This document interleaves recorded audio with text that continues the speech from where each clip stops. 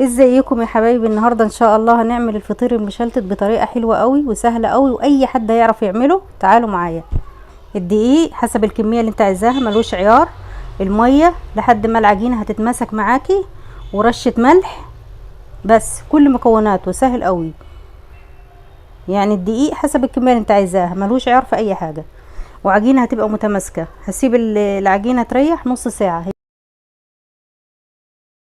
هي مفيهاش خميره، بس هسيبها كل ما يريح معاكي كل ما هديكي فطير مورق وجميل قوي.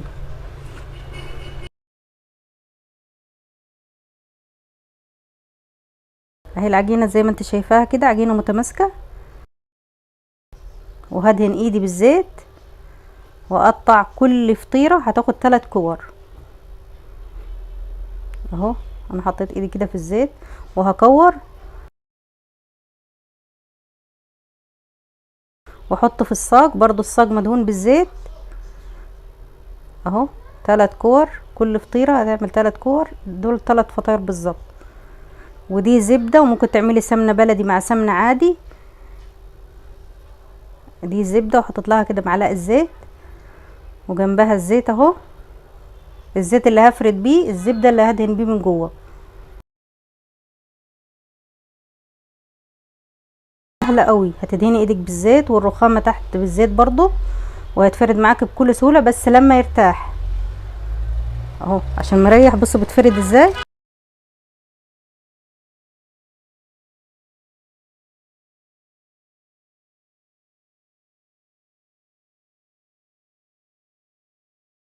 اهو لو اتقطعت معاكي مش مشكله، ما تخافيش.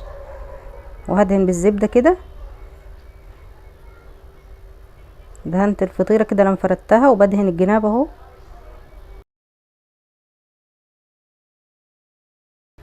واقفلها زي الظرف كده.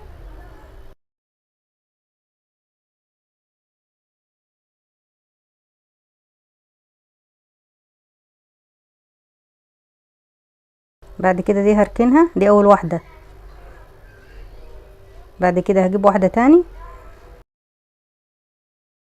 اهي، هفردها لو احط فيها الظرف اللي انا عملته اول واحد اهو.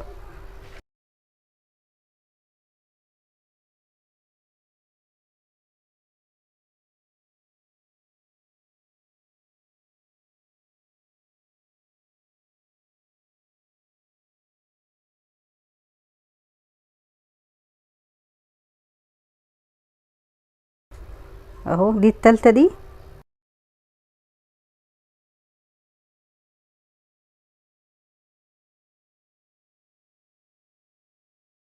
اهي. هدهنها برضو بالزبده.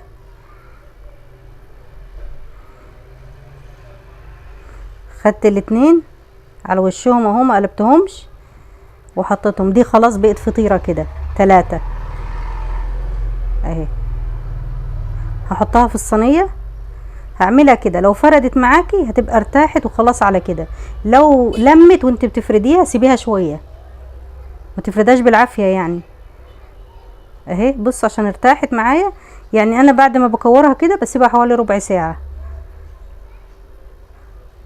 وبعد كده بحطها في الصينيه وبفردها. لو اتفردت معايا كويس اهو بصوا خلاص هكمل. لو ما اتفردتش بقى ولمت وانا بعملها كده يبقى لسه مرتاحش، يبقى اسيبيها شويه تاني.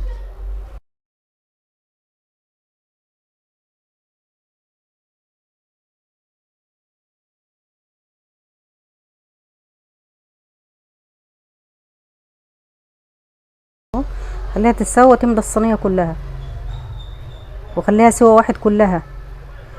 وبعد كده احط يعني شويه زبده صغيرين من فوق على الوش كده. ولو عايزه تحطي قشطه برضو حطي اهو. ادخلها، خلي الفرن على نار عاليه قوي، اعلى درجه عندك. قبل وانا بشتغل فيها كده الفرن تولعيها. بعد ما تطلع من الفرن هرشها كده ببخاخ